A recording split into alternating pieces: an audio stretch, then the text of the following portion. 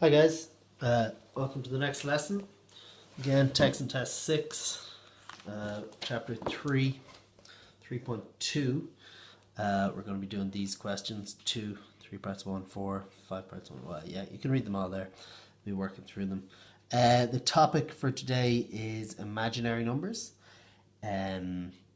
So an imaginary number, and complex numbers as well. An imaginary number, well, here's the basic unit of imaginary numbers, which is I, which is a number that when you square it, you get -1, or another way of saying that is I is the square root of -1. Up to now, if you ever found the square root of a negative number, you were told, oh, there's no such thing as the square root of a negative, or you can't work it, or that's not a real number.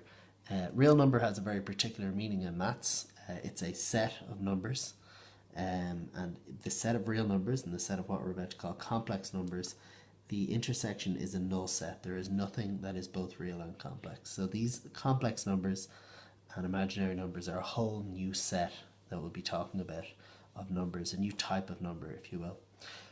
So the square root of -1, it's an extremely useful number. If you get something like the square root of -9, you can now say, well, that's the square root of 9 times the square root of -1, which is 3 multiplied by I. Similarly, the square root of -8, square root of any negative number really, square root of 8 times the square root of -1. So you get root 8I. So these are imaginary numbers. They are square roots of negative. A complex number, this set here, C, is the complex numbers, is a number that has a real part and an imaginary part, is what we say. So A and B are both real numbers, so it's something like this. 2 plus 3 is a real number times I, so that means 3I is the imaginary part. So you've got a real part and an imaginary part. And these parts are completely separate. So the real part all goes on the number line that we're familiar with. There's the number line that we're familiar with now. We're now going to call it the real axis. To draw these numbers out, we actually need another number line. So this is called the imaginary axis here. And on it you've got I, 2I, 3I, and so on. And a number like 2 plus 3I floats up here somewhere. So it's actually above our original number line on this thing, which is called an Argand diagram. So just to really emphasize that the real numbers that we've met in everything in mathematics we've seen so far are a completely different set of numbers to the imaginary numbers. And when we have a number that's a mix of them, the furthest we can go is say, well, the real bit plus the imaginary bit together. You can't add these or do anything like that. Although you will be able to multiply them, we'll see in just a few minutes. So let's jump straight into some questions then. There's the complex. Yeah. Okay, so the first question we're looking at here is question 2. So question 2 says, solve each of the following equations, giving your answer in the form bi, where b is a real number. So the first one, x squared plus 9 equals 0. If you want to solve that, you bring the 9 over, x squared is -9, and then x is suddenly plus or minus the square root of -9. Plus or minus root 9 by root -1. So x is plus or minus 3i. Okay, for part 2, same type of thing. X squared plus 12 equals 0. X squared is -12. X is plus or minus root -12. That can be broken up. Root 4 is a square factor, so you take it out by 3 by root -1. So that's plus or minus 2 root 3i. Okay, so that's what these things allow us to do. Now, they're called imaginary numbers. It's quite unfortunate because they're actually used in a huge number of areas. They'll crop up in electricity, they'll crop up in physics, they'll crop up in financial maths, in maths. You do see them coming up in a number of real life situations. So the fact that they've been called imaginary is kind of unfortunate. When they were originally discovered or postulated, really it was just a kind of a neat trick that you could look at this separate number system, but then they very quickly started cropping up in other areas of maths. Question, where we go from 2, question 3, part 1. So question 3 asks us express each of the following in the form a plus bi. So we're trying to add two of these complex numbers together. So what do we do when we're doing that? So it's 3 plus 2i plus 5 minus I. Okay, well, to add them together, you take the real parts, the 3 and the 5, and you add them together. Then you take the complex, or the imaginary part, 2i and minus I, and you add them together. And that's all there is to it, 8 plus I. The second one, oh sorry, no, we're not doing this. We're doing part 4, which is 3 minus I plus minus 2 plus 6i. And again, real parts, minus 3 minus 2 gives minus 5.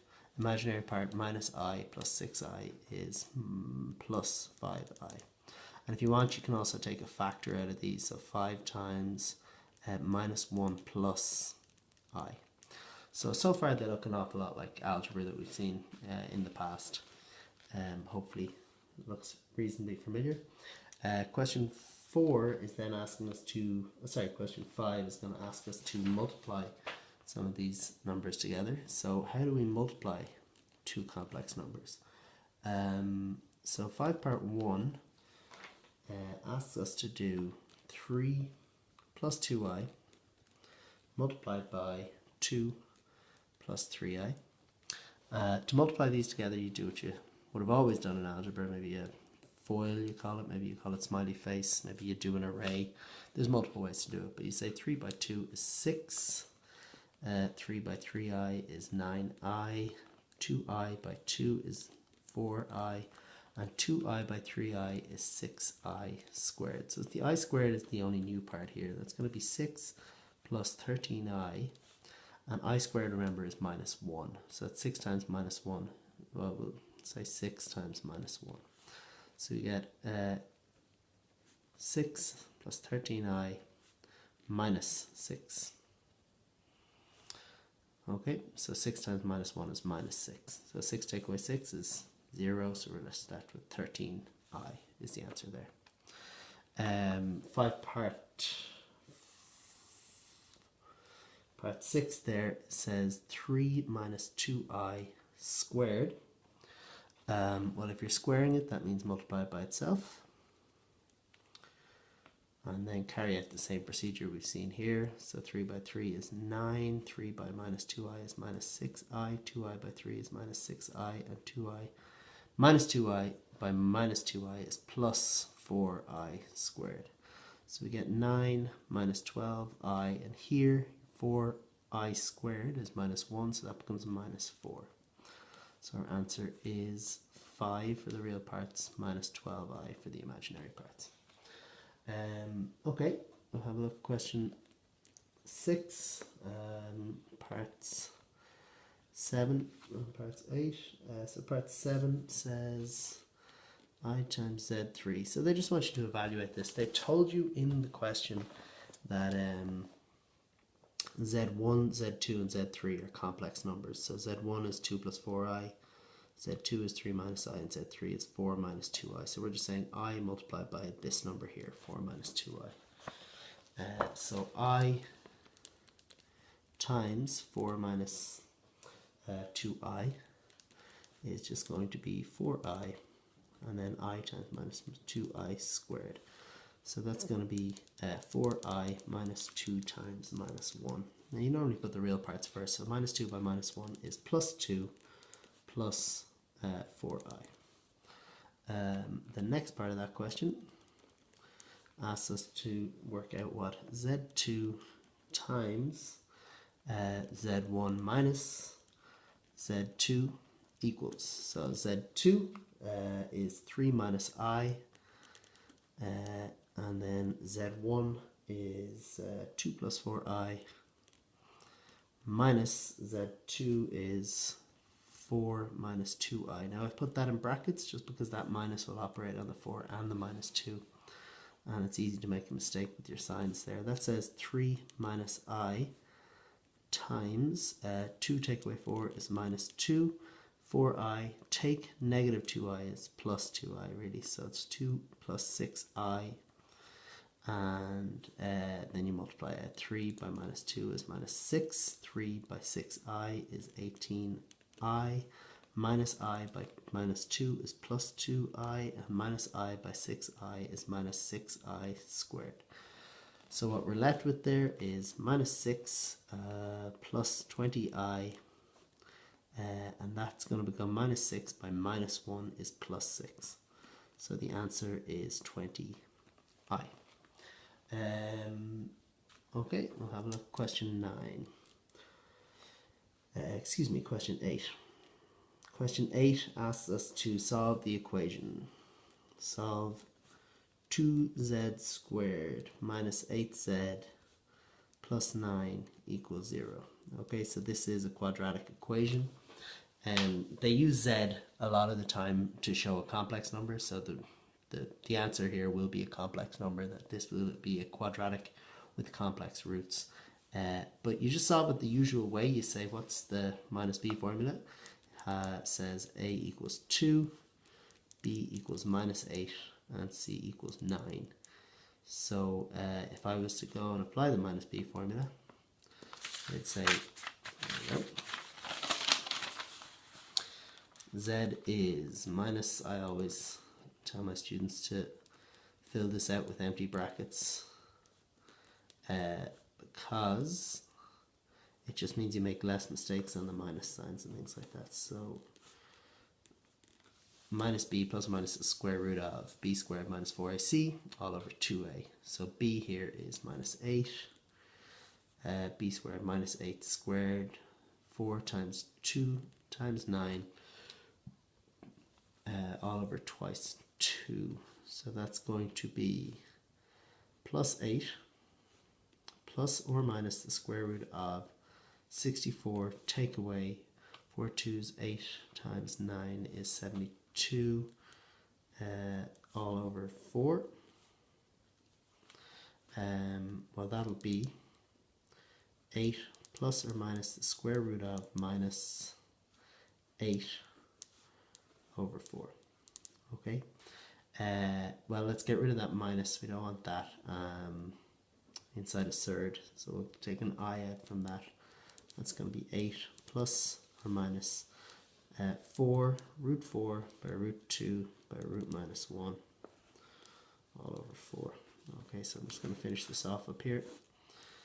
So that's 8 plus or minus 2 root 2i over 4. And simplifying, that is 4 plus or minus root 2i over 2. That's just dividing top and bottom here by 2. So your answer is that z could be 4 plus root 2i over 2, or z could also be 4 minus root 2i over 2. So usual quadratic. Previously with this part here, we've said if it's negative that we have no real roots, which is true. The roots are complex, and here they are. So we get complex roots instead of real roots. Question 9. I'm going to show it to you in the book here. Complete the table given that I equals square root of minus 1 and I squared is minus 1. So I is just I squared is minus 1. I cubed, well, that's I squared multiplied by I. So it's minus 1 times I is minus I to the 4th is I cubed multiplied by I.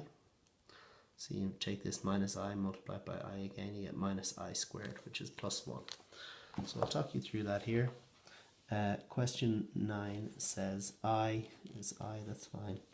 I squared is minus 1. I cubed is minus 1 times I is minus I. And I to the 4th is minus I squared, which is minus 1. Okay, I to the 5th is just this multiplied by I is I. I to the 6th is I, this multiplied by I, which is I squared, which is minus 1. So you get the same pattern, I minus 1, you multiply that by I. To the 7th, you're going to get minus I. And I to the 8th is going to be minus I squared, which is 1 again. Okay, so you get this pattern every time the power is a multiple of 4, 8, it'll happen again at 12, and you'll always get 1. Okay, so the second part of the question says, what strategy would you use to simplify I to the power of n, where n is a natural number? For example, I to the power of 29.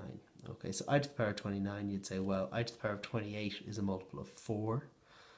So you can just say, well, I to the power of 28 is 1, multiply that by I. So the answer there is going to be I to the power of 32 is a multiple of 4 already, so that one's just 1. So we'll come down here, we'll have a look at 12 and put that into action.